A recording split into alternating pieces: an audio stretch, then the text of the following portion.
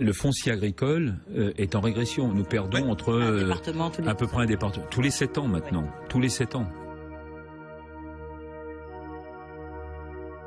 On va retirer votre portail. Ah non, vous n'avez pas le droit. Non, vous n'avez pas l'autorisation à la décision du juge. Écoutez, madame, si on le fait, on a le droit de forcer le passage. On forcer le passage. Pourquoi vous n'avez pas accepté la proposition financière de la métropole? Mais pourquoi je vais accepter l'inacceptable? Personne ne m'oblige, on est en démocratie. Ça signifie quoi pour vous cet argent, cette proposition d'argent? Je suis pas à vendre, j'ai rien demandé. C'est une grosse injustice. C'est une grosse escroquerie. Sur beaucoup d'infrastructures lourdes, que ce soit des voies ferroviaires, des autoroutes, systématiquement, la FNSEA a mis tout en œuvre pour faire en sorte que les agriculteurs concernés puissent retrouver des terres agricoles. J'allais dire, c'est un peu notre travail de tous les jours. 2000 hectares, c'est beaucoup, et c'est toujours trop. C'est 2000 hectares, mais qui s'ajoutent aux 80 ou 85 000 ailleurs en France. Donc je ne peux pas avoir une position singulière sur Notre-Dame-des-Landes et ne pas avoir la même position ailleurs. C'est pour ça que nous voulons rester quand même, au fond, un peu indépendants par rapport à notre jugement. C'est quand même 231 hectares qui disparaissent chaque jour, 3 exploitations. Oui, c'est beaucoup. C'est d'ailleurs une des raisons qui explique... on est un peu mal à l'aise parfois quand on dit mais vous perdez X agriculteurs par an. Il y a déjà des agriculteurs qui disparaissent tout simplement par cette consommation de foncier. Je fais d'ailleurs une petite parenthèse, c'est aussi une des raisons pour lesquelles nous sommes extrêmement vigilants par rapport à l'application du verdissement de la PAC qui prévoit, en plus de tout cela, de retirer 7% de terres arables dans le cadre du verdissement. Enfin, il va falloir que sur tout ça, on se pose quand même les bonnes questions. Nous sommes, nous restons de manière constante des adeptes d'une agriculture dite durable. C'est-à-dire une agriculture qui puisse combiner une performance économique, une performance sociale, une performance environnementale. Je crois que c'est ça qui nous anime.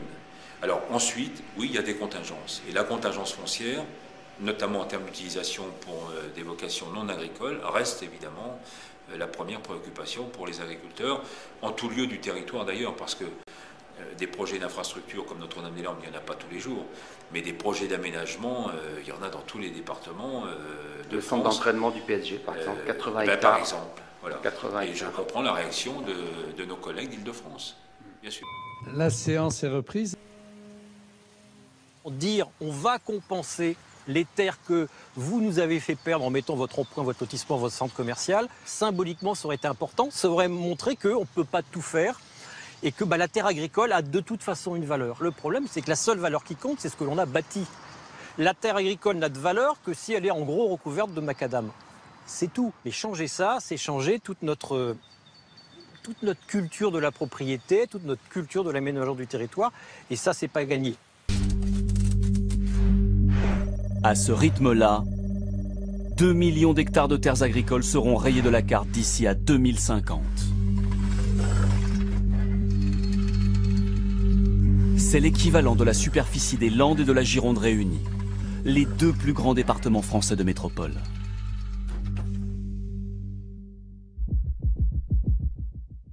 Les terres agricoles françaises disparaissent inexorablement,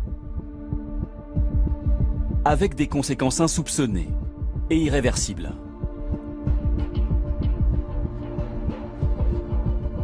Grignoter les terres, à ce rythme-là, ça nous amène vers où?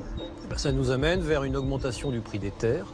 Donc ça nous amène vers un empêchement pour les jeunes agriculteurs de reprendre. Déjà que le capital d'exploitation, la ferme tracteur, quand on reprend une ferme, il est très cher et de plus en plus cher. Il n'y aura plus de jeunes agriculteurs, si ce n'est ceux qui seront soutenus ou qui seront des prête-noms à des groupes financiers qui, eux seuls, auront les moyens d'acheter cette terre, d'acheter le capital d'exploitation, mais qui, en retour, demanderont à ce que ça crache du bénéfice, à ce que ça fasse du chiffre d'affaires.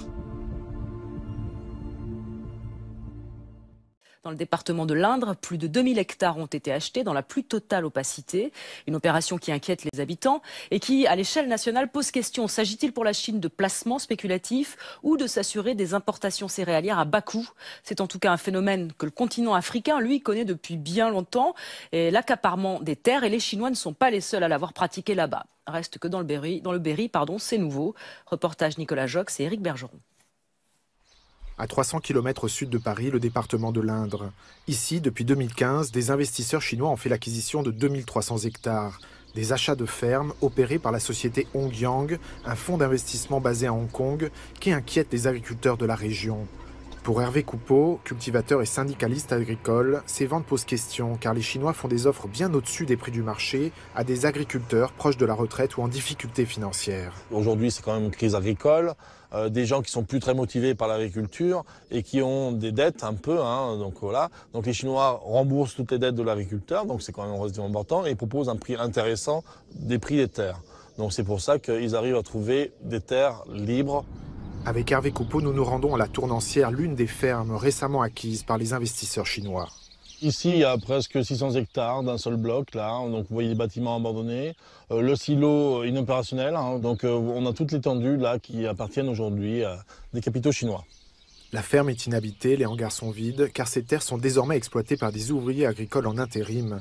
Une menace pour le modèle d'exploitation familiale majoritaire en France. Il n'y a plus de vie. Sur une exploitation agricole, on prend un jeune agriculteur, il va se marier, il va faire des enfants.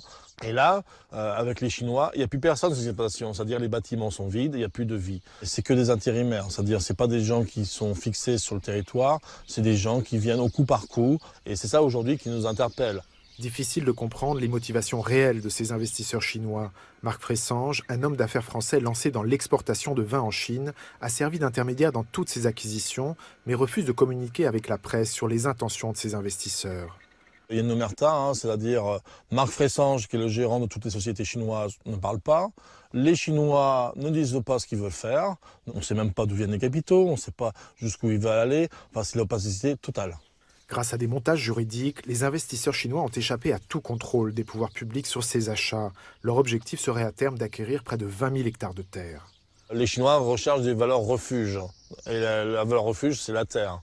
Donc Marc Fressange a pu concentrer un nombre de milliardaires, millionnaires chinois. Donc il leur dit achetez des terres agricoles en France et ça diversifie votre patrimoine. C'est-à-dire à terme, c'est pouvoir exporter la marchandise chez eux. L'État chinois appuie-t-il ses investissements pour sécuriser à terme ses importations agricoles? La question est posée. Un sujet extrêmement sensible. Je n'imagine pas qu'on continue à avoir des terres agricoles être achetées par des opérateurs, voire un État. C'est ce qu'on appelle dans d'autres pays l'accaparement des terres. Et il faut qu'on soit d'une vigilance extrême. Alors après, on a des règles constitutionnelles, des lois qui donnent droit, bien sûr, à l'exercice du droit de propriété. On avait, pendant la loi d'avenir, essayé de donner aux SAFER, jusqu'au bout, le maximum de moyens pour qu'ils assurent leur droit de préemption. Restent ces formes sociétaires qui font qu'on peut contourner ce qui avait été posé comme base, c'est-à-dire que les SAFER sont informés lorsque l'ensemble des parts sont mises en vente, mais pas, vrai sujet, une partie. Et là, je vais demander, donc je le dis, une expertise plus juridique que scientifique, pour qu'on essaye de voir comment on peut faire en sorte que les SAFER puissent agir là où aujourd'hui elles ne le peuvent pas. Et ensuite, on constate que 1700 hectares ont pu être cédés sans que personne n'ait vraiment vu ce qui s'est passé.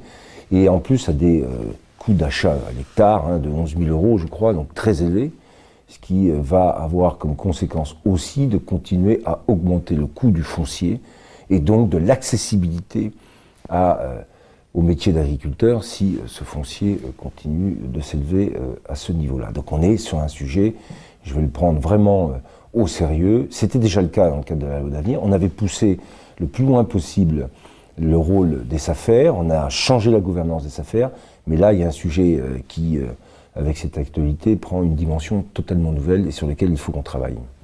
C'est pas l'avenir de l'agriculture ? C'est pas l'avenir de l'agriculture, parce que ce que je pense de l'avenir de l'agriculture, c'est que pour pérenniser l'activité agricole, ce qui reste de plus solide et de plus durable, c'est l'engagement des hommes et des femmes qui y sont attachés au métier d'agriculteur. Parce que l'agriculture a des cycles de vie économique qui sont extrêmement difficiles, avec quelquefois des prix qui peuvent monter très haut, et là, on peut gagner beaucoup d'argent, mais la plupart du temps, on en gagne peu. Et si vous êtes uniquement dans une logique d'investisseur, c'est-à-dire que derrière, il y a un besoin de rentabiliser le capital qui est investi, le risque que vous prenez, c'est que lorsque ce capital n'est pas suffisamment rentable, eh bien les investisseurs se retirent. Et se retirant, à ce moment-là, vous n'avez plus derrière de capacité à produire. Donc la grande question qui est posée, je me suis souvent posé cette question, c'est que le maintien des agriculteurs, des paysans, des éleveurs, des producteurs, des cultivateurs, on appellera ça comme on veut, elle est essentielle parce que c'est parce que eux assument cette part du risque lié à la volatilité des prix, assument l'engagement dans un métier qu'ils font par passion, qu'on peut assurer la durabilité de la production agricole. Si on n'est plus que dans un système où c'est l'investissement, ou des investisseurs qui sont maîtres du jeu, à ce moment-là, vous aurez très vite des investisseurs qui, si la rentabilité du capital investi n'est pas suffisante, quitteront l'agriculture, et ça serait catastrophique pour la production agricole.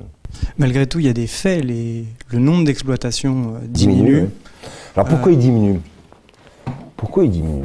Ça, c'est des questions qu'il faut se poser. Pourquoi il diminue? Il diminue parce que d'abord, les gains de productivité du travail agricole, de l'unité de travail agricole, de l'homme, grâce aux évolutions techniques et technologiques, ont été multipliés par 10, 12, 15. Donc ça a restructuré, donc ça a diminué le nombre d'agriculteurs. Est-ce qu'on peut aller comme ça, de manière continue, jusqu'à 10 000 agriculteurs? Question qui m'a été posée il n'y a pas longtemps. C'est là qu'il faut être capable de dire cette productivité qui est liée au machinisme, eh bien, il faut la mesurer aussi à l'aune maintenant du fait que derrière ce machinisme très lourd, on a besoin au contraire de le partager pour éviter que le coût du machinisme pèse sur l'investissement dans l'agriculture, d'où des questions de mutualisation, d'où l'essence même des CUMA. Et c'est parce qu'on sera capable de mutualiser qu'au bout du compte, on pourra aussi garder, et je l'ai dit tout à l'heure, avec un capital moins important en termes d'investissement de départ, beaucoup plus d'agriculteurs que si on était uniquement sur la capacité à rentabiliser un investissement qui va nécessiter qu'on fasse dans le capital investi énormément de gains de productivité et donc qu'on multiplie ces gains pour pouvoir baisser la population agricole. Alors que je pense que ce qu'il faut, c'est garder du travail humain maintenant, capter le potentiel de productivité lié aux évolutions techniques, mais le partager de telle manière que le capital humain apporte aussi des éléments de productivité très importants, je l'ai dit, en particulier dans l'agronomie. Et ça, c'est un sujet qui fait que l'agroécologie, c'est non seulement une performance économique, une performance environnementale, mais c'est aussi un choix social. À l'horizon 10 ans, du coup, on sera toujours avec une agriculture qui maintiendra son nombre de paysans actuels ou... Alors, j'ai pas de chiffres à donner, je peux pas. Mais je pense que dans l'évolution de l'agriculture qu'il va y avoir, et avec en particulier le développement des circuits courts, de ce qui est en train de se développer autour des grands pôles urbains, c'est ce qu'on constate aux États-Unis, truc frappant, c'est que le nombre d'agriculteurs a plutôt augmenté. Pourquoi il a augmenté? C'est que les plus grandes fermes, avec les gains de productivité que j'évoquais du Middle West, continuent à augmenter en termes de taille faiblement, donc avec une diminution du nombre d'agriculteurs, mais à côté de ça est née toute une agriculture périurbaine beaucoup plus développée en termes d'utilisation de capital humain, qui fait que le nombre d'agriculteurs aux États-Unis a augmenté.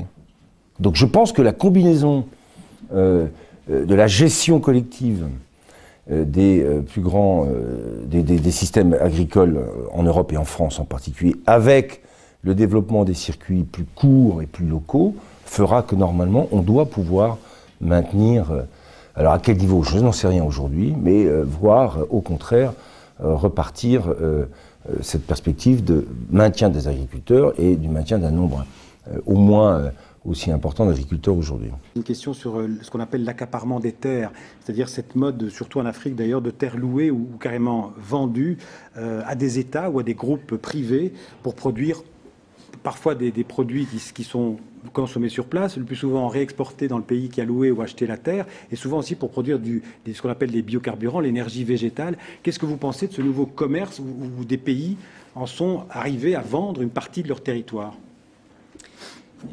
Et en 30 secondes.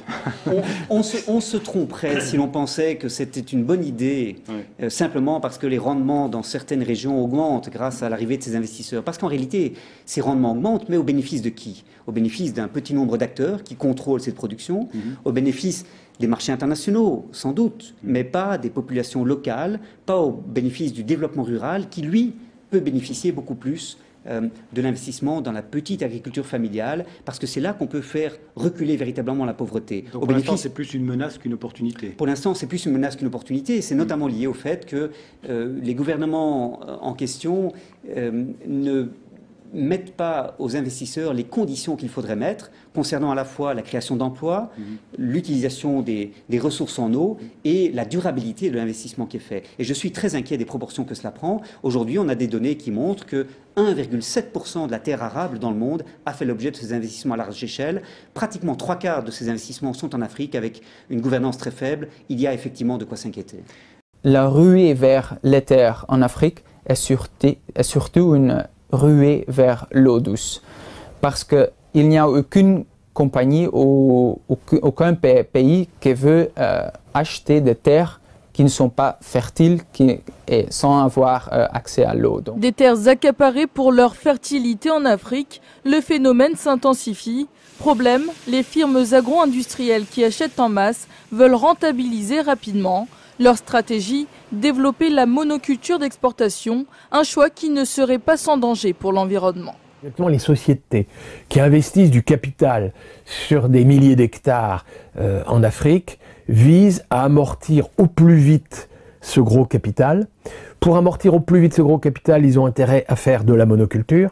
Et faire de la monoculture, ça veut dire éviter qu'il y ait des mauvaises herbes. On emploie des herbicides, ça peut être le glyphosate, qui a des effets délétères, va se retrouver un jour dans les nappes phréatiques. Si vous voulez travailler avec des gros tracteurs sur des milliers d'hectares, vous n'allez pas laisser des arbres, des nérés, des carités, des acacias albida, qui pourtant jouent un rôle considérable dans la reproduction de la fertilité des sols. L'impact environnemental de l'accaparement des terres est variable d'un pays à l'autre, mais les experts s'accordent à dire que déforestation, perte de la biodiversité et érosion des sols seraient directement liés à ce fléau. Les accapareurs cherchent des terres arables avec un potentiel de croissance intéressant et une politique foncière qui leur est favorable. Peu de place est donc accordée aux questions environnementales et certains l'auraient compris. Pour attirer les potentiels investisseurs en Afrique, beaucoup se livreraient à une concurrence déloyale. Ils se font entre eux un dumping en plus, un dumping social, fiscal, environnemental, c'est-à-dire c'est au moins 10 ans. C'est eux qui sont à la recherche de financeurs. C'est pas seulement les financeurs qui recherchent des occasions, enfin des investisseurs qui cherchent des occasions. C'est que dans des forums, on voit des délégations de gens qui font de la surenchère en disant non, on vous embêtera pas, les loyers sont très bas, on vous embêtera pas sur le respect des législations. Une liberté administrative qui risque d'être bouleversée. L'association des notaires francophones tente d'établir un projet de loi sur l'accaparement des terres en Afrique. Ce texte vise en premier lieu à attribuer un titre de propriété aux paysans qui en sont généralement dépourvus. Mais ce document devrait également comporter des clauses sur la protection de l'environnement en cas d'acquisition de terres agricoles par les multinationales. Et quand vous voyez la superficie des terres qui sont attribuées à ces firmes étrangères, c'est effrayant. C'est effrayant parce que si on donne, vous avez vu là, on a dit la Libye, 100 000 hectares. Si vous déforestez 100 000 hectares, qu'est-ce qui reste? Vous détruisez complètement l'environnement, vous créez des problèmes climatiques, c'est pour ça qu'il y a des inondations un peu partout en Afrique, etc. Donc, certainement, nous allons mettre une clause environnementale de défense de l'environnement dans ce projet de loi. Ce projet de loi devrait d'abord concerner l'Afrique de l'Ouest avant d'être appliqué à l'ensemble du continent. Une première du genre. Il faut dire qu'il y a urgence. La ruée des terres africaines gagne du terrain. De l'Éthiopie à la Tanzanie en passant par la République démocratique du Congo. Au nom de la sécurité alimentaire de leur pays, les investisseurs étrangers exploitent des milliers d'hectares sans se soucier de l'avenir des propriétaires locaux expulsés de leurs terres. 2008, c'est à cette période que l'on date le début du phénomène de l'accaparement des terres. Une pénurie de céréales à l'échelle mondiale fait grimper les prix de façon considérable. Un certain nombre de pays cherchent alors à trouver de nouvelles terres cultivables. Ce sont les nations généralement très peuplées comme l'Inde ou la Chine qui choisissent cette voie, ou celles qui connaissent des conditions climatiques difficiles, comme les pays du Moyen-Orient. Avec seulement 20% des terres cultivées, les multinationales et les États jettent leur dévolu sur l'Afrique. 2/3 de ces projets se concentrent sur le continent. En ligne de mire, on trouve l'Éthiopie, le Soudan, le Mozambique, la Tanzanie et la République démocratique du Congo. En contrepartie, les multinationales mettent en avant l'investissement dans une agriculture moderne. Donc il y a cette illusion, cette croyance que les étrangers vont arriver, prendre les terres, mais arriver avec du capital, fournir de l'emploi et produire davantage à l'hectare. C'est une pure illusion. Les fonds de pension et les multinationales ne vont investir dans l'agriculture qu'avec un seul souci, maximiser le taux de profit. Et maximiser le taux de profit, c'est maximiser ce qu'on appelle le bénéfice annuel rapporté au capital investi. Et bien, figurez-vous que la façon de maximiser le taux de profit en comparaison avec d'autres opportunités, Daewoo peut investir aussi dans l'automobile, et pas seulement dans le foncier agricole, eh bien ce n'est pas de maximiser le bénéfice, mais c'est de minorer, de minimiser l'investissement immobilisé. Ces sociétés étrangères vont chercher à produire à très grande échelle, de sorte que l'investissement rapporté à l'hectare soit le plus faible. Pour amortir au maximum les coûts, c'est la monoculture qui est adoptée. Les premiers impacts qui sont tout de suite visibles, c'est une destruction d'emplois, contrairement à ce qui est dit, parce qu'on déquerpille un certain nombre de populations qui, de fait, perdent leur emploi, sont obligées d'aller ailleurs, en ville par exemple. On donne des terres pendant 50 ans, sans s'assurer d'ailleurs d'un certain nombre de respect, de biodiversité, de respect des nappes phréatiques et toutes ces choses. Le problème, ça vient du fait que c'est les présidents généralement qui signent les contrats avec les investisseurs. Et ça passe pas forcément par le ministre, par les services. Et évidemment, les personnes qui sont sur les périmètres sont les dernières averties. Les cultivateurs sont ainsi les principales victimes. Ils n'ont souvent d'autre choix que de céder la terre, faute de titre de propriété. C'est d'ailleurs là tout le problème. L'accaparement des terres en Afrique est rendu possible à cause du chevauchement de deux systèmes. Celui de l'État, qui négocie avec les multinationales, et celui du droit coutumier, droit traditionnel, qui a tendance à favoriser la chefferie. Le premier ne reconnaît pas le second, et il est presque impossible pour un agriculteur de se doter d'un acte de propriété. Pour obtenir un titre en Afrique, la durée varie entre 6 mois et 6 ans, parce que les procédures sont longues. Par exemple, au Togo, on passe 43 procédures pour obtenir un titre. Deuxièmement, c'est le coût. Obtenir un titre foncier aujourd'hui, tel que l'exigent les textes du gouvernement africain, le prix varie entre 300, 400, 500 euros. Vous comprenez qu'un paysan qui a 1 euro par jour ne va pas sacrifier son revenu annuel pour obtenir un titre. L'idée est donc de proposer un autre titre foncier reconnu par l'État.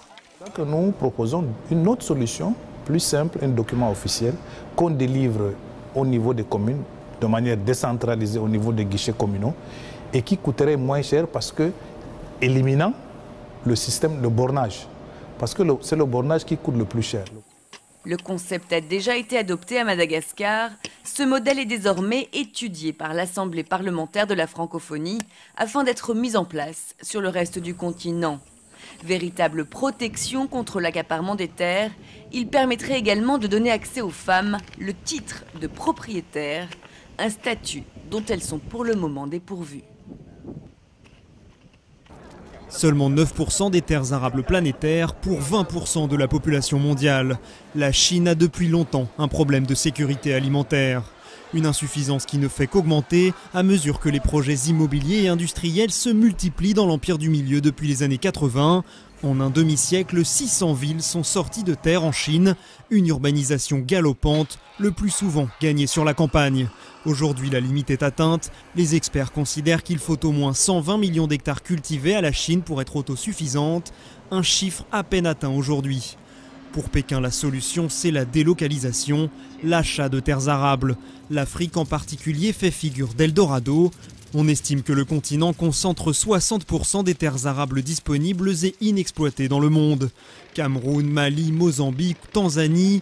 Depuis 2000, Pékin a acheté ou loué via des sociétés publiques ou semi-privées 17 millions d'hectares de terres arables. Hormis les problèmes qui peuvent se poser pour les populations locales, cette pratique permet aux pays africains de rentabiliser leurs terres et de disposer d'une source de revenus. Mais la question des terres disponibles pourrait bientôt opposer les pays africains et la Chine. La raison, la pression démographique. Alors que la Chine, qui a largement passé la transition démographique, ne devrait pas connaître de croissance de sa population, ce n'est pas le cas de l'Afrique. D'ici à 2050, le poids démographique du continent aura largement dépassé la Chine, en connaissant une croissance continue durant les 100 prochaines années. Résultat, la pression sur les produits agricoles ne cesse d'augmenter. En 2007, une mauvaise météo a fait flamber les prix des produits agricoles et en Afrique, les émeutes de la faim se sont multipliées. Cette année, la tension sur les prix est de nouveau de mise. La récolte américaine de maïs a été très mauvaise. Conséquence, les pays d'Afrique commencent à revoir leurs politiques agricoles et mettent en valeur les terres arables. D'après les projections de l'OCDE, la production de blé devrait augmenter de 30% durant la prochaine décennie et le riz de 75% sur le continent. Une conséquence de l'amélioration des rendements, mais aussi de l'augmentation des budgets des ministères africains de l'agriculture. Une concurrence entre la Chine et l'Afrique est donc à prévoir sur le terrain de la production agricole. Dans ce face-à-face, les États africains devront faire un choix, attirer les investisseurs et favoriser l'implantation de grands groupes étrangers ou mener une politique d'autosuffisance. La pression populaire pourrait pousser les gouvernements à se tourner vers cette dernière solution. Il y a aujourd'hui très clairement un intérêt renouvelé pour la question de l'agriculture et de l'alimentation, mais il y a en même temps une concurrence entre les acteurs qui veulent s'emparer de ce dossier. D'un côté, on a le G8, le G20, les grandes puissances économiques qui prétendent dicter l'agenda international. D'un autre côté, on a des forats comme le Comité de la sécurité alimentaire mondiale à Rome, qui est beaucoup plus représentatif et inclusif des pays en développement. Et ceci est important, pourquoi? Parce que les grandes puissances industrialisées, les grandes puissances agricoles, au fond, ont une conception de l'agriculture qui voit l'avenir de l'agriculture comme étant caractérisé par une industrialisation croissante qui, au fond, consiste à reproduire le modèle qui a été celui dominant des pays riches depuis le début du XXe siècle. Or, pour les pays en développement à dominante agricole qui ont encore en leur sein 70-80% des personnes qui travaillent ou dépendent de la petite agriculture familiale, c'est un autre type d'agriculture qu'il faut favoriser et c'est un autre type d'investissement qu'il faut réaliser. Je constate aussi que certaines des priorités qui sont aujourd'hui définies comme devant être suivies à l'échelle mondiale sont des priorités qui servent principalement les intérêts du secteur privé, de l'agro-industrie, que ce soit les fournisseurs d'engrais, que ce soit les fournisseurs de pesticides ou de semences, sans que l'on réalise véritablement le risque d'une dépendance accrue des petits agriculteurs par rapport à ces firmes très concentrées, mais qui sont localisées dans les pays industrialisés. Et donc, le débat n'est pas simplement symbolique de la représentation, c'est aussi un débat quant au mode d'agriculture qu'on veut privilégier et quant au type de dépendance qu'on veut encourager ou au contraire dont il faut se méfier.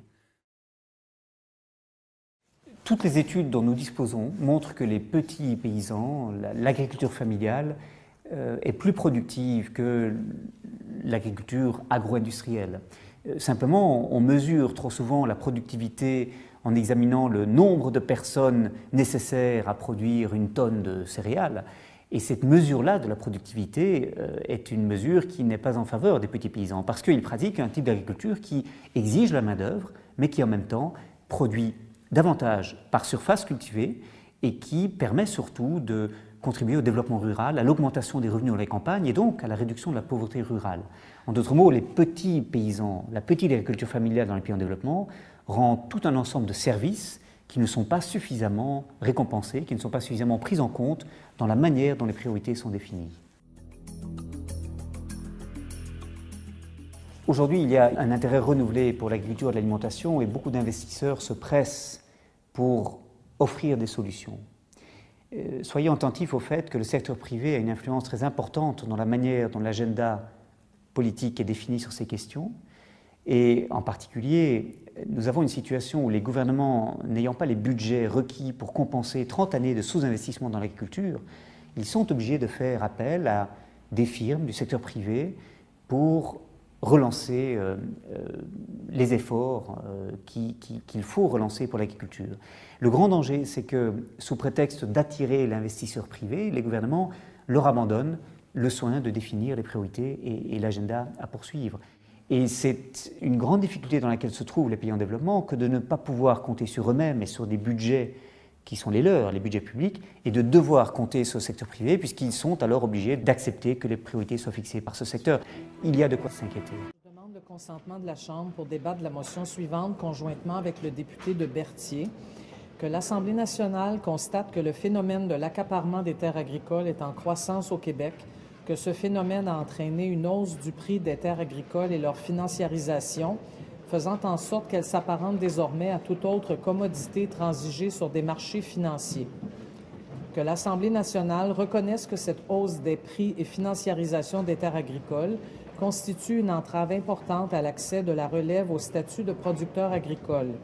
Que l'Assemblée nationale exige du gouvernement du Québec de limiter l'acquisition de terres par des grandes sociétés à 100 hectares par année durant 3 ans et de réaliser une véritable analyse de la situation afin de freiner l'accaparement des terres et de soutenir l'accès à la profession pour la relève. Nous sommes, et il faut en être conscient, nous autres ici au Parlement, nous sommes le fleuron de l'agriculture en Europe. Et il n'y a rien à faire, que ce soit le président de la République française ou le ministre de l'Agriculture.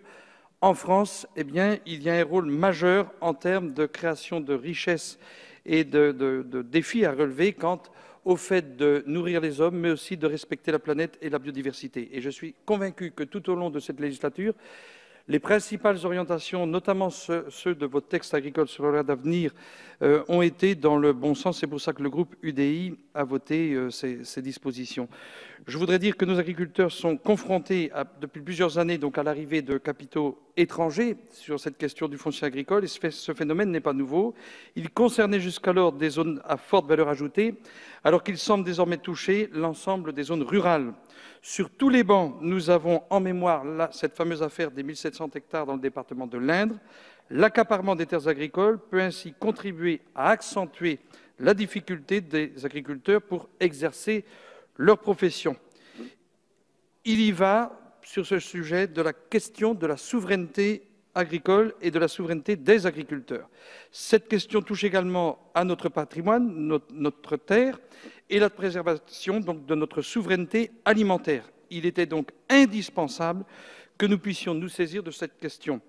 Si nous étions inquiets sur le calendrier législatif, j'observe que le gouvernement a travaillé et il y a eu une collaboration fructueuse entre le Sénat et l'Assemblée nationale qui nous laisse espérer qu'avant la fin de la législature, eh bien, le processus permettra à ce texte d'arriver, je dirais, à terme, puisque nous y sommes, et permettra d'être opérationnel dans les semaines qui viennent. Sur le fond, comme nous l'avions exprimé en première lecture, nous soutenons les mesures visant à élargir les prérogatives des SAFER, inscrites dans le titre premier.